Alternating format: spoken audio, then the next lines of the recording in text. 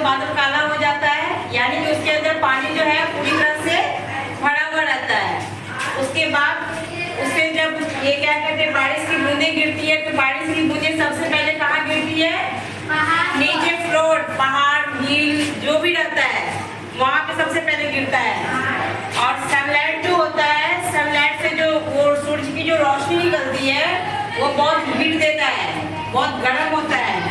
तो जब उसके प्रेजेंट में पानी की बूंदें जब गिरती है हिल पे चाहे समतल स्थल पे, तो वो पानी का बूंद जो होता है वो भाप बन जाता है, बनता है ना, भाप बन जाता है। वो भाप बन के क्या करता है? वो भाप बन के वापस कहाँ लौट के चला जाता है? बादल में चला जाता है। और फिर उसके बाद फिर बारिश होती है, तो फिर ऐसे ही जो इसका साइकिल है, सबसे पहले प्लॉट में जाता है, प्लॉट से बारिश की बूंदें गिरती है, वो नील पे आती है, प्लांट पे आता है, फिर वहाँ से कंटिन्यूएशन होके उसका जो बारिश का बूंदें है वो वापस कहाँ लौट जाता है? प्लॉट में लौट जाता है। तो ये जो साइकिल है ये ऐसे ही चलते जाता है, ठीक है। इसी को हम लोग कहते हैं वाटर साइकिल। अच्छा, अब ये बताओ कि वाटर का क्या क्या प्रॉपर्टी है? Uses of water,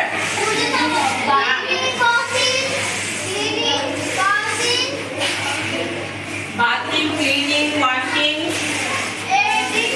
drinking, cooking. अच्छा, what is the water? A water is an inorganic compound और formula is H2O. ओके, चलिए यही है आज हमारा वाटर चैप्टर, ठीक है।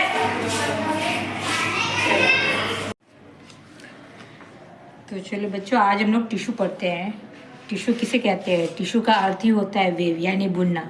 टिश्यू जो है वो समान संरचना और समान इकाई वाली कोशिकाओं का समूह है।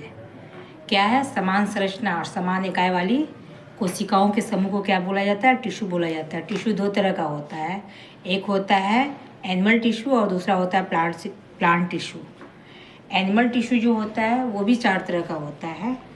पहला होता है उपकला, जिसको एपिथेलियम बोला जाता है। दूसरा होता है पेशीय, जिसको मस्कुलर बोला जाता है।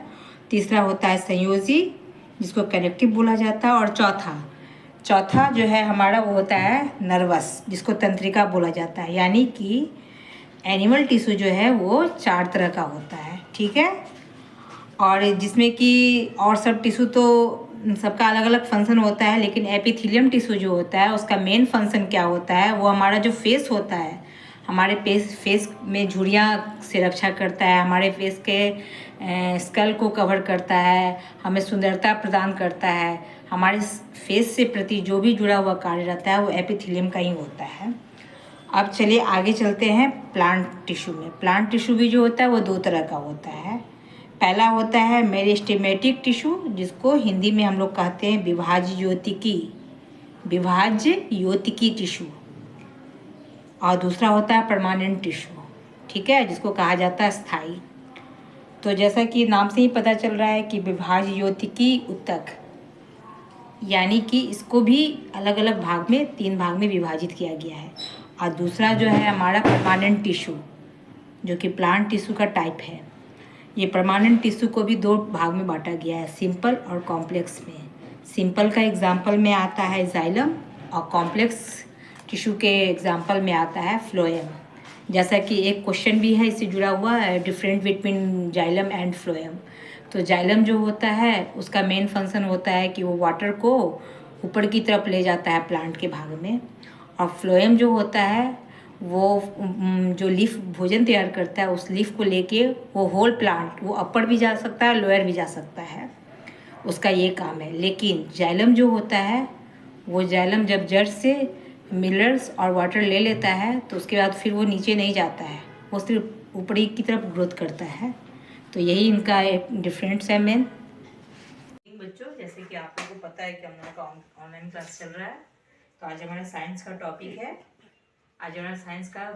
है। केमिकल चेंजिंग और physical changing.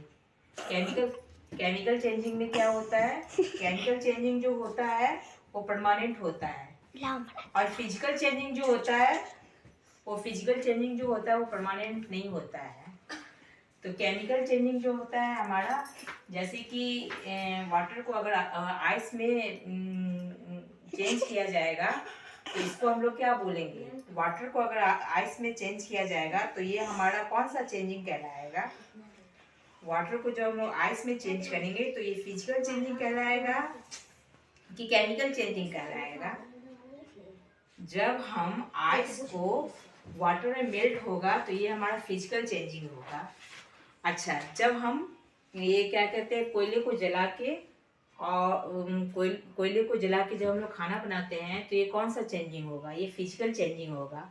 Physical changing in the sense इसमें जो है ये टेम्पोररी होता है, ये परमानेंट नहीं होता है। बट केमिकल चेंजिंग जो होता है वो परमानेंट होता है। जैसे कि हम पानी को गर्म होने के लिए गैस पे चढ़ाए हैं और वो पानी जो है वो स्टीम होके भाप बन के चला गया है, तो वो वापस लौट के नहीं आएगा। तो वो जो चेंज है वो केमिकल चेंजिंग हुआ। केमिकल चेंजिंग जो होता है वो परमानेंट होता है और फिजिकल चेंजिंग जो होता है वो परमानेंट नहीं होता है। केमिकल चेंजिंग में क्या होता है, अगर कैंडल को हम जलाए हैं और उसका जो मोम है वो धीरे धीरे ये होके ड्राई होके नीचे डिस्फ्यूज होते जा रहा है, तो वो क्या हुआ, वो हमारा केमिकल चेंजिंग है। केमिकल चेंजिंग में जब किसी ऑब्जेक्ट को केमिकल चेंजिंग किया जाता है तो वो परमानेंट वो चेंज हो जाता है, वो वापस फिर अपना असली रूप में नहीं आता है। लेकिन फिजिकल चेंजिंग में क्या होता है कि जब ऑब्जेक्ट फिजिकल चेंजिंग में पार्टिसिपेट करता है तो वो वापस अपने ऑब्जेक्ट के रूप में आ भी सकता है और नहीं भी आ सकता है। तो सबसे बड़ा डिफरेंट फिजिकल चेंजिंग और केमिकल चेंजिंग में यही होता है। ठीक है, जो कि हम करवा चुके हैं क्लासरूम में।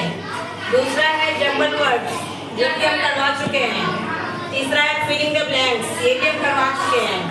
चौथा है व्हाट इज द कंप्यूटर, और जब आप इसको एक्सप्लेन कीजिएगा तो वन सेंटेंस में नहीं, कम से कम 2-3 सेंटेंस होना चाहिए। पांचवा क्वेश्चन है right the parts name of computer. छठा क्वेश्चन है right the uses of computer in home. सातवां है uses of computer in shop. आठवां है यूजेस इन कंप्यूटर इन रेलवे स्टेशन और एयरपोर्ट।